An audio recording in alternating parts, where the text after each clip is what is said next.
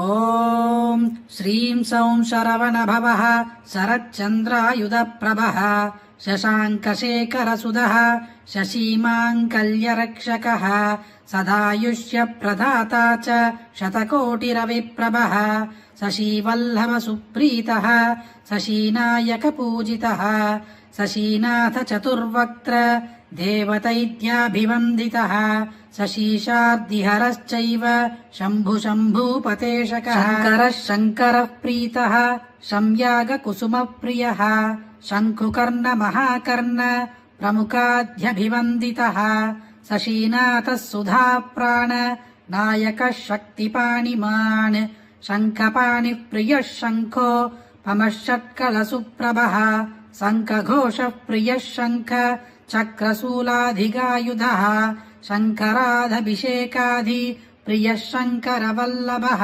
శబ్దబ్రహ్మమయశ్చైవ శబ్దమూలాంతరాత్మకः శబ్దప్రియः శబ్దరూపः శబ్దానందः శచీస్తుతः శతకోటిప్రవిస్తార యోజానాయతమందిరः శతకోటిరవిప్రఖ్య రత్నసింహాసనాద్విదः శతకోటిమహర్షీంద్ర సేవితో భయపాశ్వ్యభూః శతకోటిసురస్త్రీణాం నృత్తసంగీతకౌదుకः శతకోటీంద్రదిక్పాల హస్తచామరసేవితः శతకోట్యఖిలాండాది మహాబ్రహ్మాండనాయకः శంఖపాణివిధిభ్యాం చ పార్శ్వయోరుపసేవితः శంఖపద్మనిధీనాం చ కోటిభిః పరిసేవితः సాశాంక్యాదిత్యకోటిభిः సవ్యదక్షిణసేవితः శంఖపాలాద్యష్టనాగ కోటిభిः పరిసేవితः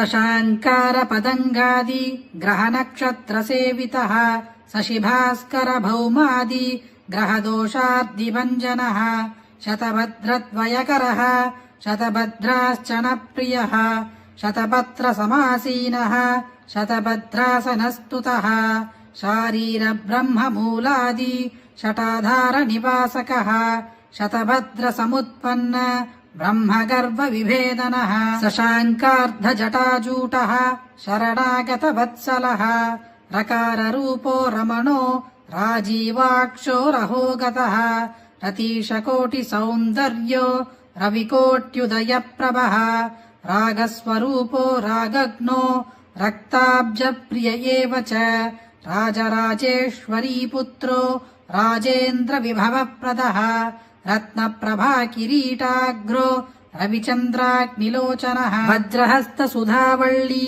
వామదక్షిణసేవితः వకులోత్పలకాదంబ పుష్పదామస్వలంకృతः వజ్రశక్త్యాదిసంపన్న ద్విషట్పాణి సరోరుహः వాసనాగంధలిప్తాంగో వషట్కారో వశీకరः వాసనాయుక్తతాంబూల పూరిదాననసుందరः వల్లభానాథः సుప్రీతో వరపూర్ణామృతోదధిః.